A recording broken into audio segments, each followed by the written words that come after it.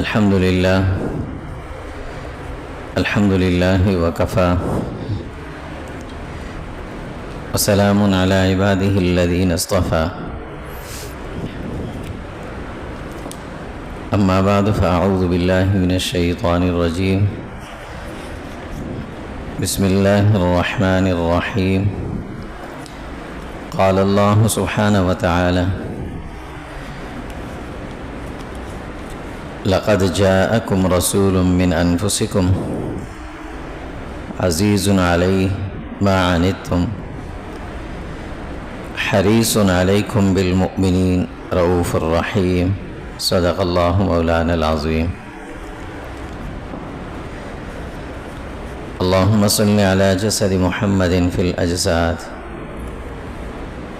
اللهم صل على روح محمد في الأرواح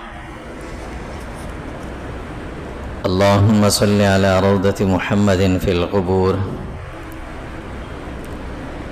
اللهم صل على بلد محمد في البلاد وعلى آله وصحبه وسلم تسليما كثيرا كثيرا اللهم انفعنا بما علمتنا وعلمنا ما ينفعنا وزدنا علما سبحانك لا علم لنا إلا ما علمتنا إنك أنت العليم الحكيم اللهم رب اشرح لي صدري ويسر لي أمري واحلل عقدة من لساني يفقه قولي لقد جاءكم رسول من أنفسكم یقیناً تمہارے پاس ایک عظیم الشان رسول آئے جو تمہیں میں سے ہیں عزیز علیہ ما عنتم تمہاری تکلیف ان پر بڑی گراں گزرتی ہے حریص علیکم تمہاری بھلائی کے لیے بڑے حریص ہیں بالمؤمنین رؤوف الرحیم اور ایمان والوں کے ساتھ بڑے شفقت کرنے والے نرمی کرنے والے اور محبت کرنے والے ہیں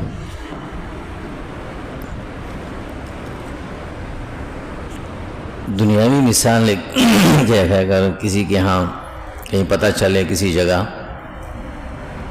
کہ ملک کے وزیر اعظم فلاں محلے میں آ رہے ہیں تو کئی دنوں سے وہاں تیاریاں شروع ہوں گی کہ اتنے دنوں بعد یہاں وزیر اعظم نے آنا ہے خوشی بھی ہوگی ہر کسی کو اور ہر طرف صفائی ستھرائی کا اہتمام بھی ہوگا سڑکیں بھی صاف ہوں گی گلیاں بھی صاف ہوں گی گھروں کی بھی صفائی ہوگی کیونکہ وزیر اعظم نے اس جگہ آنا ہے اور یہ ہمارے ہاں تو ایسا ہی ہوتا ہے جب کسی نے آنا ہوتا ہے تو ان کے لیے سب کچھ کیا جاتا ہے اس کے بعد اٹھا بھی لیا جاتا ہے اور ویسے بھی ایک عرصہ ہوا ہے میرے خیال سے ہمارے والے تو ہمارے گاؤں کی طرف جو کراچی گاؤں ہے ہمارا اس کی طرف آئے نہیں ہیں ورنہ یہاں بھی کچھ نہ کچھ صفائی ہوئی ہوتی ہے ابھی تک اب یہ بھی ایک گاؤں بن گیا لوگ لباس بھی اچھا اور کوشش ہی کریں گے کہ اس دن وزیر اعظم نے جو لباس پہنا ہو ہم بھی ویسا ہی لباس پہنیں اور پھر ارد گرد میں دیکھیں گے اگر کسی اور پارٹی کے جھنڈے یا کوئی لگے ہوئے ہوں تو وہ بھی ہٹا دیں گے کوئی نشان لگا ہوا نہ ہو کم ہے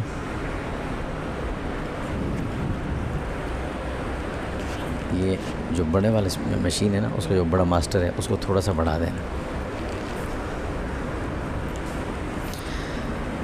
کسی اور پارٹی کے کوئی جھنڈے یا کوئی نشان لگا نظر آئے تو اسے ہٹا دیں گے چھپا دیں گے مٹا دیں گے تاکہ یہ ظاہر نہ ہو کہ ہمارا تعلق کسی اور پارٹی سے بھی ہے کسی سے نہیں ہمارا تعلق آپ سے ہی ہے اور جب وزیر اعظم اس محلے یا اس جگہ پہنچتے ہیں تو پھر لوگ ان کی خاطر تواضع بھی بڑی کرتے ہیں اچھے سے اچھا کھانا بھی کھلائیں گے اچھی جگہ انہیں بٹھائیں گے بھی تاکہ وہ خوش ہوں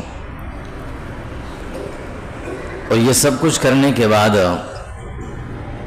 پھر ان کے سامنے درخواست رکھتے ہیں کہ ہمارا یہ فلاں کام ہے ہمارے محلے کا فلاں کام ہے میرا ذاتی یہ کام ہے یہ ساری چیزیں ان کے سامنے رکھی جاتی ہیں.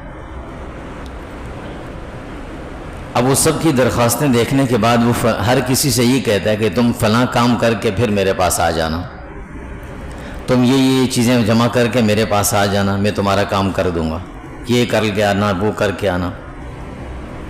ہر آدمی محنت سے، لگن سے اور مکمل طور پر اس کے ساتھ جستجو کے ساتھ وہ سارے کام کرے گا کہ میں نے فلاں دن وزیر اعظم کے پاس جانا ہے. اور اگر وہ کسی کو تحفے میں کوئی چیز دے دے تو ہر آدمی اس تحفے میں ملی ہوئی چیز کو سجا کے رکھے گا، ہر کسی کو دکھائے گا بھی، اس کی بڑی حفاظت بھی کرے گا، خیال بھی رکھے گا کہ مجھے وزیر اعظم نے یہ تحفہ دیا.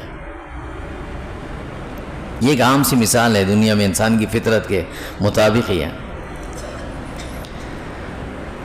ربیع الاول کا مہینہ جب بھی آتا ہے نا سال میں ایک دفعہ، تو ہم میں سے ہر آدمی کے ذہن میں ہر ایک کی زبان پہ یہی لفظ ہوتا ہے کہ رسول اللہ صلی اللہ علیہ وسلم کی آمد کی ہمیں بڑی خوشی ہے. اور یقیناً ہے، دنیا میں کوئی ایسا مسلمان کیسے سکتا ہے جو یہ کہے کہ مجھے رسول اللہ صلی اللہ علیہ وسلم کی آمد کی خوشی نہیں تھی. یہ تو ہم لوگ تنگ ظرف ہیں، کم ظرف ہیں کہ جو چیخے نا اس کو ہم کہتے ہیں یہ مردہ ہے. جب تک وہ چیخے نہیں ہم کہیں گے یہ مرا ہوا ہے. جب تک ہم روڈ پہ نکل کر چیخ چلا کر نہیں کہیں گے تو لوگ ہمیں کہیں گے یہ گستاخ ہے. یہ ایک عجیب تنگ ظرفی ہے اس امت کے اندر. اور اپنا چیخ ہم چلا بھی بس ہمارا جو ہوتا ہے وہ ایک وقت تک ہوتا ہے، اس کے بعد ہم بھی چھوڑ دیتے ہیں ساری چیزیں. ہم یہ چاہتے ہیں کہ جو کام میں کر رہا ہوں اگر ساری دنیا یہ کام نہیں کر رہی، اس وقت نہیں کر رہی، تو اس کا مطلب ہے یہ ساری دنیا اس کام کو مانتی ہی نہیں، اس چیز کو مانتے ہی نہیں. یہ ہم مسلمانوں کے اندر ایک بڑی کمزوری، ایک تنگ ظرفی آ گئی ہے. ہر مسلمان کی عبادت کا اپنا ایک طریقہ ہے، ہر مسلمان، ہر انسان کی اظہار محبت کا اپنا ایک انداز ہے. کسی کے باطن میں جھانک کر ہم نے اس کو دیکھا نہیں ہے کہ اس کے باطن میں کیا ہے، اور ظاہر کو دیکھ کر فیصلہ نہیں کر لینا چاہیے. تو خیر، ربیع الاول کے مہینے میں ہمیں رسول اللہ صلی اللہ علیہ وسلم کی سیرت کے حوالے سے بیانات بھی سننے کو مل جاتے ہیں. آپ صلی اللہ علیہ وسلم کی مدح میں خوب اشعار اور نعتیں بھی سننے کو مل جاتی ہیں، اور ہمارے ایمانوں کے اندر ایک جذبہ، ایک قوت ایمانی بھی تازہ بھی ہو جاتی ہے. یہ سب کچھ ہوتا ہے. لیکن جیسے میں نے مثال دی کہ رسول اللہ صلی اللہ علیہ وسلم کی آمد کی خوشی ہے تو سارے مسلمانوں کو ہے. اب تیاری کیا ہے؟ تیاری صرف ہماری محدود ہے کہ اپنے گھروں پر ہم نے اگر جھنڈے لگا دیے تو یہ تیاری ہے میری، یا میں نے لائٹیں لگا لی تو یہ تیاری ہے، یا اس مہینے کے اندر صرف میں نے مسجدوں کو آباد کر لیا، یہی تیاری ہے. کیا ٹھنڈے دل سے انسان سوچے کہ رسول اللہ صلی اللہ علیہ وسلم جو آئے تھے، اللہ نے بھیجا تھا ان کو، وہ جن کاموں کے لیے آئے تھے وہ کام ہم نے کہاں تک کیے. اس دن چھٹی کر لی، یہ بڑی تیاری. اور اگر اس سے بھی زیادہ محبت کا اظہار ہو تو 2 دن چھٹی کر لی. دنیا میں کون سی ایسی بڑی شخصیت آئی ہے جس نے یہ کہا ہو کہ میری آمد پہ چھٹی کرنا؟ ہر بڑی شخصیت تو کام کے لیے آتی ہے. نبی کو اللہ نے بھیجا کام کے لیے. ہم کہتے ہیں جس دن نبی آئے دن چھٹی کرو، ٹھیک ہے، وہ اپنی چیز ہے، لیکن اس دن تو ہمیں چاہیے کچھ نہ کچھ تو کریں جس کا تعلق اس بات سے ہو کہ رسول اللہ صلی اللہ علیہ وسلم اس سے خوش ہوں. اس دن ہم نے اچھے اچھے کھانے بنا لیے، کھانے کھا لیے، اپنوں کو کھلا دیا، اور کھلا بھی امیروں کو دیا، غریبوں کو نہیں. امیروں کو چن چن کے بلا لیا اور کھانا کھلا دیا. بس یہی ہم نے تیاری کر لی جو رسول اللہ صلی اللہ علیہ وسلم کی آمد پر تھی. پھر جب کسی بڑے کی آمد پر اپنے ارد گرد، اپنے گھر، اپنے جسم، ساری چیزوں کی صفائی کی جاتی ہے، صاف ہر جگہ صفائی ہوتی ہے، وہ ہم نے کیا کیا؟ اپنے گھروں کے اطراف میں دیکھا، اپنی سڑکیں دیکھیں، اپنی گلیاں دیکھیں، اپنے گھروں کے باہر دیکھیں. ہم ہر معاملے میں دوسروں کو برا تو کہتے ہیں، لیکن جو کام میرا ذاتی ہے وہ تو مجھے کرنا ہے نا. میری گلی کے سامنے اگر کچرا گندگی پڑی ہوئی ہو، میں نے گھر سے نکال کے پھینکی ہوئی ہے. میں اربوں کا کاروبار کرتا ہوں، اربوں کا، لیکن میری کاروبار کی جہاں تک میری گاڑی کھڑی ہے اس سے آگے گٹر بہہ رہا ہے تو مہینوں سے بہہ رہا ہے، مجھے اس سے کوئی پرواہ نہیں. اتنا یہ کیفیت ہے ہماری. کیا اس گندگی میں، اس گندے ماحول میں کوئی اچھا، کوئی بڑا آدمی، معزز آدمی آنا پسند کرے گا؟ اور اگر وہ آئے اور ہمیں یہ کہے گا تم بڑے اچھے لوگ ہو، کہے گا ہمیں؟ وہ نبی کی جس نے ہمیں ایک بات سمجھائی تھی کہ الطہور نصف الایمان، کہ یہ صفائی ستھرائی یہ آدھا ایمان ہے، وہ تو دیکھتے ہی نظر آتے تھے، آدھا تو ویسے ہی خالی ہے. اور باقی آدھا کا کیا ہے؟ وہ کاروبار میں پتہ چل جاتا ہے، نمازوں میں، فجر کی نماز میں پتہ چل جاتا ہے کہ وہ کتنا ہے. باقی باتیں تو چھوڑیں، جھوٹ بولنا، باقی دھوکہ دہی کرنا، یہ چیزیں تو اپنی جگہ. تو صفائی ستھرائی کا تو ہم نے یہ حال کیا ہوا ہے. لیکن ایک قسم کے ہم بھی اب عادی ہو گئے.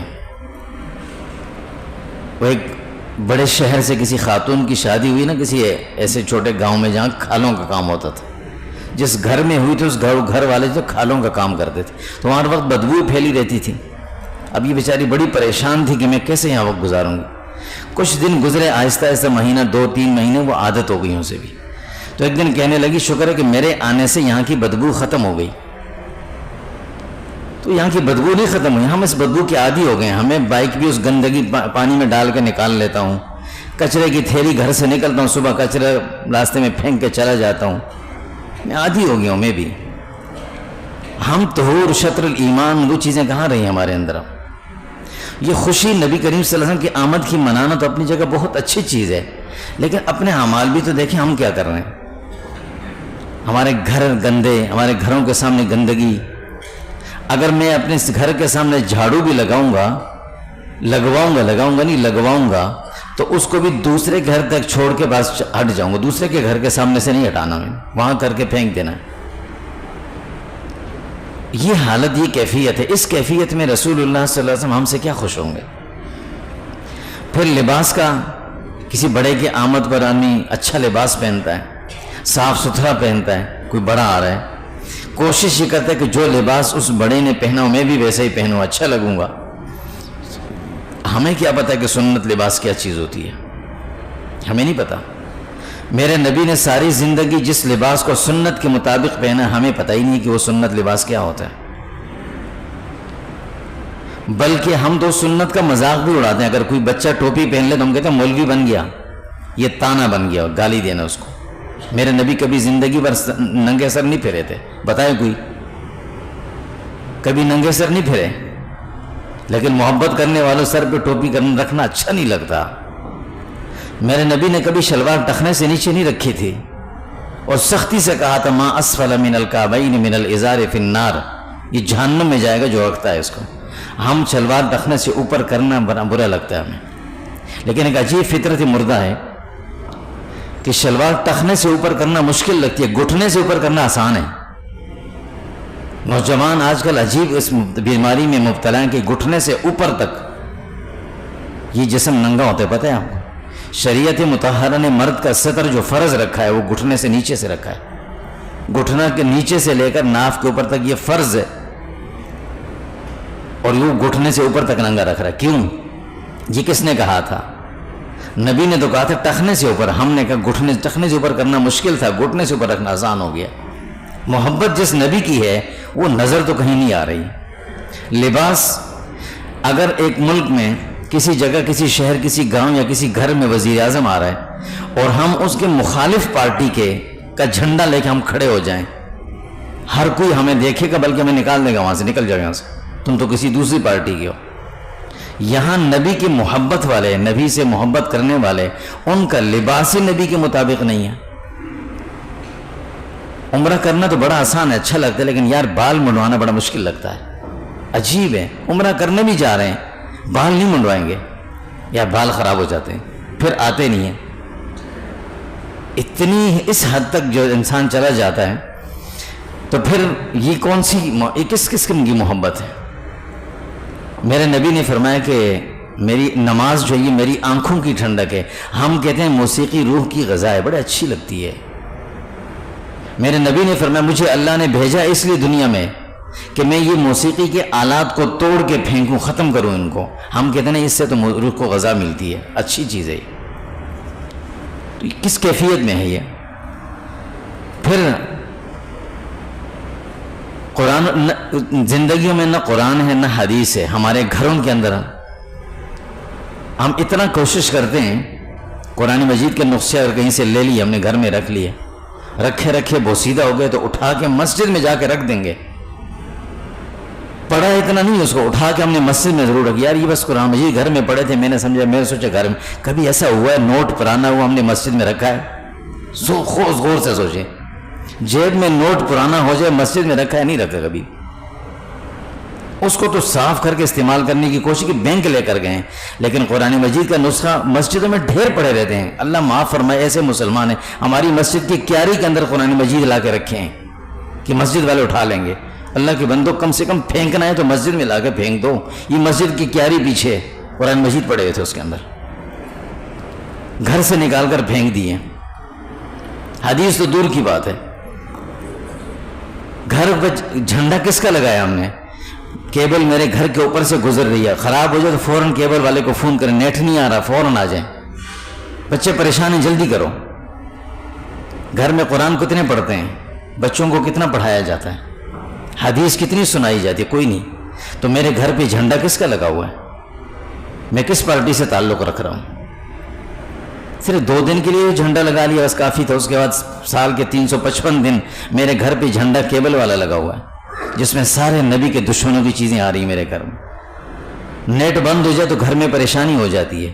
فجر کی نماز میں کوئی نہیں اٹھا، کوئی پریشانی نہیں ہوتی. یہ ہے نبی کے وہ اس امت کا حال جو صرف 10 دن کے لیے محبت کا اظہار بڑے کھلے دل سے کرتے ہیں. داڑھی کٹواتے بڑا مجھے آسان لگتا ہے، لیکن سر کے بال کٹوانا مشکل لگ رہا ہے. کیوں؟ عمرے کریں یار کیسے بال کٹوائیں گے؟ کئی لوگ پوچھتے ہیں یار بال نہیں کٹاتے کیوں بھائی؟ بات تھوڑے سے کاٹ کے چھوڑ دیے، خرچہ بھی کیا، یہاں سے وقت بھی لگایا، سب کچھ کر کے گئے، اور وہاں کیا کرتے ہیں؟ تھوڑے سے بال کاٹ کے چھوڑ دینے، یا بال نہیں کٹنے. تو جو شخص بال نہیں کٹوا سکتا وہ جب روڈ پہ کھڑے ہو کر کہتے ہیں نبی کے ناموس پہ جان بھی قربان ہے، کیا حال ہے؟ جو سب بال نہیں کٹوا سکتا وہ جان سر کٹوائے گا، گلا کٹوائے گا اپنا. مولانا ظفر احمد عثمانی صاحب رحمۃ اللہ علیہ، ایک مرتبہ، بہت پرانی بات ہے یہ، اس وقت کی بات ہے جب عرب سعودیہ خاص طور پر معاشی لحاظ سے بہت کمزور تھا، بہت کمزور. تو 70 کے بعد حالات اچھے ہوئے ان کے. انہوں نے ایک واقعہ لکھا ہے کہ ہم لوگ مدینہ طیبہ میں تھے، علماء تھے بہت سارے، مولانا شبیر احمد عثمانی اور دیگر حضرات تھے. تو مدینہ میں پھل بہت کم ملتے تھے مدینہ منورہ میں.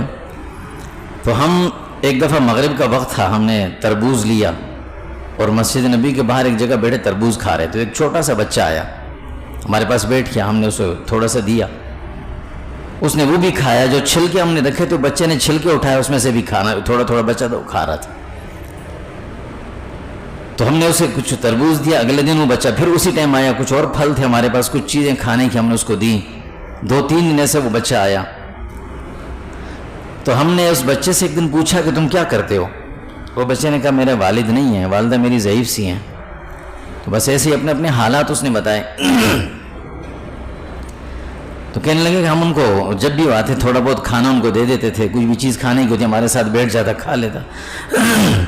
ہم جب آنے لگے اپنے ہندوستان، اس نے پاکستان تو تھا نہیں، ہم اپنے ہندوستان آنے لگے تو ہم نے اس بچے سے کہا کہ تم ہمارے ساتھ چلے جاؤ ہندوستان، ہم تمہیں وہاں پڑھائیں گے بھی، تمہیں ساری تمہاری ضرورت کی چیزیں بھی تمہیں دیں گے، اچھے اچھے کھانے بھی تمہیں ملیں گے، سب کچھ ہوگا، تم ہمارے ساتھ چلے جاؤ. تو اس بچے نے کہا کہ میں اپنی امی سے پوچھ کے بتاؤں گا. وہ گھر گیا، دوسرے دن آیا تو ہم نے ان سے پوچھا کہ بھئی اب ہم جا رہے ہیں، تم جاؤ گے ہمارے ساتھ؟ تو اس بچے نے اشارہ کیا رسول اللہ صلی اللہ علیہ وسلم کے روزے کی طرف کہ یہ چیز وہاں پر ہے، یہ وہاں ہے. تو ہم نے کہا یہ تو وہاں نہیں، یہ وہاں ہوتا تو ہم یہاں کیوں آتے؟ تو اس بچے نے کہا پھر میں نہیں جاتا. اس بچے نے کہا میں نہیں جاتا وہاں سے. اور ہماری عجیب کیفیت، ہم کہتے ہیں ہم وہاں جاتے بھی ہیں تو وہاں صرف اور صرف مووی بنانے جاتے ہیں، اپنی تعریف تصویریں بنانے جاتے ہیں. اور اللہ معاف کرے اب تو سعودی حکومت نے کچھ اور ہی آسانی کر دی ہے. اب تو ریاض الجنہ جو جنت کا حصہ ہے، آپ کو پتہ ہونا چاہیے کہ جنت میں جانے کے لیے بڑا موبائل ضروری ہو گیا. اب جس کے پاس بڑا موبائل نہیں ہے وہ جنت میں نہیں جا سکتا. ریاض الجنہ میں پابندی ہے اس پہ. کیوں جائے، کیسے جائے گا؟ کہ وہ ایک الگ انہوں نے ایک سسٹم بنا لیا کہ اس میں آپ کی اپلیکیشن آئے گی، آپ اس کو کرو گے، آپ کا نام آئے گا تو آپ جاؤ گے. اور یہ جتنا بھی نوجوان طبقہ ہے ہمارا جو وہاں عمرے میں جا کر بال نہیں کٹواتا، ریاض الجنہ دن میں وہ دو دفعہ جانے کی کوشش کرتا ہے اور صرف وہاں مووی بناتے، اپنی ویڈیو بنا رہا ہوتا ہے اور کچھ نہیں کر رہا. اور جو ہمارے بزرگ حضرات ہیں جو نہ موبائل کو اچھا سمجھتے ہیں، نہ جانتے ہیں، نہ اتنا سمجھتے ہیں، وہ بیچارے محروم ہو گئے. اب وہ باہر بیٹھے رہتے ہیں، ریاض الجنہ میں اندر نہیں جا سکتے. وہ اکا دکا جو کسی نے کر کے دے دیا تو چلے گئے. میں خود بھی نہیں سمجھتے اس چیزوں کو. آخری مرتبہ جب 2 دفعہ گیا ہوں میں اندر نہیں جا سکا. اور سارے نوجوان جتنے ہمارے ساتھی تھے وہ 2 دفعہ جا رہے تھے. تو یہ اور آسانی کر دی ہے. تو ہمارا نوجوان اس حد تک پہنچ گیا ہے کہ نعت خوانی کی محافل میں تو جائے گا، لیکن نعت خوان کے لیے جب نعت پڑھنے جاتا ہے تو سب سے پہلے اپنی شیپ بنائے گا، زرق برق چمکیلے کپڑے پہنے گا، اور پھر سٹیج پہ جا کر جو نعت پڑھے گا تو بعد میں لوگوں سے پوچھے کہ نعت کیسی تھی. واہ کیا زبردست آواز تھی اس کی. نعت کیا تھی یہ نہیں پتا، پڑھا کیا تھا یہ نہیں پتا، بس آواز ہے اس کی. وہ اپنی آواز کو بیچ رہا ہے، اس پر اپنا کاروبار کر رہا ہے، اپنی اس چیز کو بیچ رہا ہے، اپنی آواز اس کو اللہ نے جسے بیچ رہا ہے. یہی رہ گئی ہے ہمارے نبی کی محبت، بس اس سے آگے نہیں ہے، اس سے آگے ختم ہو گئی ہے. یہ کیوں ہو گئی ہے؟ اس لیے کہ ہم موسمی بنے ہوئے. موسمی کو موسمی کیوں کہتے؟ وقت پہ آتی تو موسمی ہو گئے ہم بھی. کہ یہ ربیع الاول کا مہینہ آیا تو ہمیں نبی کی محبت کا اظہار تو کہ اس کے بعد ٹھنڈے پڑ گئے. اور پھر یہ دیکھیں رات بھر سیرت کا جلسہ ہوا، اس جلسے میں ہوا کیا؟ دوسرے مسلک والوں کو برا بھلا کہا. یہ تقریروں کا نچوڑ تھا. نعتیں پڑھی، اس میں واہ واہ ہوئی، اس کے بعد کھانے کھائے، اس پر جا کر گھر میں سوئے، فجر کی نماز رہ گئی. یہ ہوئی سیرت پہ عمل. اس سیرت پہ عمل کر کے ہم رسول اللہ صلی اللہ علیہ وسلم کے پاس جائیں گے. جیسے میں نے مثال دی کہ ہم اپنے وزیر اعظم سے کہتے ہیں میرا فلاں کام کرنا ہے، فلاں کام، کہتے ہیں ٹھیک ہے یہ کر کے میرے پاس آ جانا، یہ کر کے میرے پاس آ جانا. اللہ سبحانہ و تعالیٰ سورۃ توبہ میں فرماتے ہیں فَسَيَرَ اللَّهُ عَمَلَكُمْ وَرَسُولُهُ وَالْمُؤْمِنُونَ. جب تم جاؤ گے اللہ کے سامنے قیامت کے دن تو اللہ کے نبی تمہارے اعمال کو دیکھیں گے کیا کر کے آیا. میرے نام اعمال میں نبی کی محبت تو تھی، زبانی عمل میں نظر نہیں آ رہی تھی. میرے نام اعمال میں نمازیں بہت کم تھی، میرے نام اعمال میں صدقہ بہت کم تھا، قرآن کریم کی تلاوت بہت کم تھی. تو کس طرح سے ہم نبی کے سامنے یہ ساری چیزیں لے کر جائیں گے؟ جب وزیر اعظم کے لیے ہم اپنے ساری بھی تیاری کر کے جاتے ہیں تو نبی کے سامنے کس انداز سے جائیں؟ پھر اگر کوئی ہمیں کوئی بڑی چیز دیتا ہے نشانی کے طور پر کہ یہ اپنے پاس یہ رکھ لو، ہم اس کو سجا کے رکھتے ہیں، محفوظ کر کے رکھتے ہیں، کسی کو دکھاتے نہیں ہیں. دکھاتے ہیں بڑے فخر سے، واپس کسی کو ہاتھ نہیں لگانے دیتے، بڑا خیال رکھتے ہیں اس چیز کا. اور اگر وہ چیز گھر میں رکھی رہے تو اپنے بچوں کو بھی نصیحت کرتے ہیں یہ فلاں نے مجھے دی تھی، اس کو سنبھال کے رکھنا. اللہ کے نبی صلی اللہ علیہ وسلم نے آخری وقت میں جاتے ہوئے فرمایا تھا میں تمہیں نشانی کے طور پر 2 چیزیں دے کے جا رہا ہوں، ان کا خیال رکھنا. ترکت فیکم امرین، ایک فرمایا میں اللہ کا کلام تمہیں دے کر جا رہا ہوں. کتنے ہم محنت سے پڑھتے ہیں قرآن کریم کو، کتنے ہم روزانہ تلاوت کرتے ہیں، کتنا وقت ہم موبائل کو دیتے ہیں اور کتنا وقت ہم اللہ کے کلام کو دیتے ہیں. قرآن مجید کی صرف تلاوت کرنی ہے، کتنا کرتے ہیں ہم. نماز میں اگر تھوڑی سی امام نے نماز لمبی کر دی تو آدمی کو مشکل لگ جاتی ہے، یار اتنی لمبی نماز پڑھا دیں. اور جب موبائل کھول کے بیٹھتے ہیں تو 2-4 گھنٹے پتہ ہی نہیں چلتا. اللہ کے نبی نے فرمایا 2 چیزیں تمہیں تحفے کے طور پر دے کے جا رہا ہوں، ایک اللہ کا کلام اس کو پڑھتے رہنا، اور ایک میری سنت اس پہ عمل کرتے رہنا. اگر یہ دونوں چیزیں میری زندگی میں پوری ہیں تو میں اس قابل ہوں کہ میں اللہ کے نبی کے سامنے قیامت کے دن کہہ سکوں یا رسول اللہ میری سفارش فرما دینا، میرے پاس یہ دونوں کام آپ نے کہے تھے میں کر کے لایا ہوں، میرا کام کر دینا۔ اور اگر یہ دونوں چیزیں نہیں ہوئی، قیامت کے دن اللہ کے نبی کے سامنے ہم جائیں تو ہم کس انداز سے کہیں گے ہماری سفارش کر دینا؟ وہ کہیں گے میں نے تمہیں کہا تھا 2 کام کر کے آنا، تم کر کے آئے ہو۔ دنیا میں تو ہماری درخواست واپس کر دی جاتی ہے کہ جب یہ 2 چیزیں کر کے نہیں لائے تمہارا کام نہیں ہو سکتا، جاؤ، ہم واپس آ جاتے ہیں۔ حدیث میں اللہ کے نبی صلی اللہ علیہ وسلم فرماتے قیامت کے دن جب میں حوض کوثر پہ ہوں گا تو میری امت کے لوگ میری طرف آ رہے ہوں گے، کچھ لوگ جب آئیں گے تو فرشتے اللہ کی طرف سے حکم کے مطابق کھڑے ہو کر ان کا راستہ بند کر دیں گے، روک دیں گے، ان کو ہوں گے میرے امتی۔ میں ان فرشتوں سے پوچھوں گا کہ ان کو آنے دو، یہ تو میرے امتی ہیں، کیوں ان کو روکا جا رہا ہے؟ تو فرشتے اللہ کی طرف سے حکم ہوگا، فرشتے کہیں گے یا رسول اللہ آپ کے دنیا سے آنے کے بعد ان لوگوں نے آپ کے دین کے ساتھ کیا کیا تھا آپ کو نہیں پتا، یہ وہ لوگ ہیں، ان کو روک دیا جائے گا۔ اللہ کے نبی فرمایا پھر میں کچھ نہیں کر سکوں گا صلی اللہ علیہ وسلم۔ تو رسول اللہ صلی اللہ علیہ وسلم کی سیرت کے 2 پہلو ہیں، ہمیں یہ سمجھنا چاہیے۔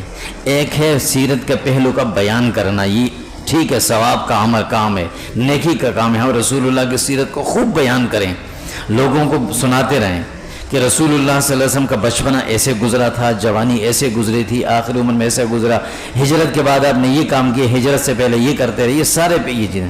اور ایک ہے رسول اللہ صلی اللہ علیہ وسلم کی سیرت کا عملی پہلو، عملی پہلو کہ وہ جو سیرت طیبہ تھی وہ میری زندگی میں کتنی آئی ہے۔ اور ضروری بھی نہیں ہے، اللہ کے نبی نے بڑا آسان کر دیا، ایک شخص اگر کسی ایک سنت کو بھی لے لے، کسی ایک سنت کو بھی، اور اس پر مکمل عمل کرنا شروع کر لے، مکمل طریقے پر عمل کرنا، آخر تک اس پر عمل پیرا رہے، اللہ کے نبی صلی اللہ علیہ وسلم فرماتے ہیں کہ قیامت کے دن اس شخص کی بھی میں سفارش کروں گا جس نے میری ایک سنت پہ پابندی سے عمل کیا ہو۔ کوئی ایک سنت عام دنوں میں چلو نہیں ہوتا، کم از کم اس مہینے میں، اس مہینے کی برکت سے رسول اللہ کی سیرت کے حوالے سے ہم بہت کچھ سنتے ہیں، اشعار بھی سنتے ہیں، نثر یعنی تقاریر بھی سنتے ہیں، بیانات بھی سنتے ہیں۔ کسی 1-2 سنتوں کو لے لیں، گھر سے شروع کر لیں کہ رسول اللہ صلی اللہ علیہ وسلم کھانا کیسے کھاتے تھے، چلو میں آج کے بعد ہمیشہ اس طریقے پر کھانا کھاؤں گا، کھانا تو میں نے کھانا ہی ہے، میں سنت کے مطابق رسول اللہ جس طرح بیٹھتے تھے اس طرح بیٹھوں گا، جس انداز سے رسول اللہ کھانا تناول فرماتے تھے میں اس طرح سے کھاؤں گا، کھانے سے پہلے ہاتھ دھوتے تھے میں دھوؤں گا، کھانے کے بعد بھی ہاتھ دھوتے تھے میں یہ بھی کروں گا۔ اسی طرح رسول اللہ کھانے سے پہلے دعا کیا پڑھتے تھے، کھانے کے درمیان میں کون سی دعا پڑھتے تھے، کھانے کے بعد کون سی بس یہ ایک سنت ہے، بس اس سنت کو میں نہیں چھوڑوں گا، ہمیشہ اس کو اپنانے کی کوشش کریں، عمل میں لانے کی کوشش کریں، تو انشاءاللہ اللہ رب العزت اس ایک سنت کی برکت سے، سنت پہ عمل کرنا یہ ایک ایسا عظیم عمل ہے، اس کی برکت سے اللہ رب العزت انسان کی پوری زندگی بدل دیتے ہیں۔ سنت ایسی چیز ہے، لیکن یہ یاد رکھے گا جب سنتیں زندگی سے نکلتی ہیں یہ نشانی اس بات کی ہے کہ ہمارے دل سے نبی کی محبت نکل چکی ہے۔ بے شک ہم زبانوں سے کہتے رہیں، میرے جسم پر، میرے گھر میں، میرے اعمال میں، میرے گفتگو میں اگر رسول اللہ کی کوئی سنت نظر نہیں آ رہی تو یہ اس بات کی نشانی ہے کہ میری رسول اللہ سے جو محبت تھی وہ ختم ہو چکی ہے۔ اگر محبت ہوتی تو یہ سنت کی جھلک لازمی ضرور نظر آتی، جب سنت نظر نہیں آ رہی تو اس کا مطلب ہے کہ محبت کیا ہو گئی، اب ختم ہو چکی۔ پھر ہم زبانی محبت کے دعوے کرتے ہیں، اس کا الگ بات، ایک ہوتا ہے محبت کا دعویٰ اور ایک ہوتی ہے حقیقی محبت۔ حقیقی محبت کا اعلان نہیں ہوتا کبھی بھی، اظہار نہیں ہوتا کبھی بھی، وہ عمل اور کردار سے پتہ چل جاتا ہے انسان۔ تو رسول اللہ صلی اللہ علیہ وسلم کی سنت کو اپنانے کی کوششیں کریں، اس مہینے کی برکت سے کوئی ایک سنت آج سے ہم تہیہ کر لیں، آج سے ہر آدمی کسی ایک سنت کو، آپ صلی اللہ علیہ وسلم تکبیر اولیٰ کے ساتھ نماز پڑھتے تھے، تاکید بھی فرمائی، چلو آج سے میں تہیہ کرتا ہوں کہ میں 5 نمازیں تکبیر اولیٰ کے ساتھ پڑھوں گا، بس ختم۔ اس سے بھی آسان، رسول اللہ صلی اللہ علیہ وسلم ہمیشہ باوضو رہتے تھے، چلو آج سے میں تہیہ کرتا ہوں کہ میں ہمیشہ باوضو رہوں گا، کبھی بھی جب بھی قضاء حاجت کی ضرورت پڑی فوراً وضو کر لوں گا۔ رسول اللہ صلی اللہ علیہ وسلم ہمیشہ مسواک کرتے تھے، میں آج سے اپنے جیب میں مسواک رکھوں گا۔ کوئی ایک سنت لے لیں ہم، اور اس سنت پہ عمل۔ رسول اللہ صلی اللہ علیہ وسلم پانی کیسے پیتے تھے؟ سیدھے ہاتھ میں لے کر گلاس میں دیکھا اور پھر بیٹھ کر 3 سانسوں میں پی لیا۔ پینا تو ہے ہی، میں نے 3 سانسوں میں پانی پی لوں گا، آج کے بعد سے میں اسی پر عمل کروں گا۔ یہ ایک سنت بھی میری بخشش اور مغفرت کے لیے کافی ہے۔ لیکن اگر زندگی میں ایک بھی سنت پہ عمل نہیں ہے اور زبان پہ محبت ہے تو اس کا ہمیں کوئی فائدہ شاید نہ ہو۔ اللہ تعالیٰ ہم سب کی حفاظت فرمائے۔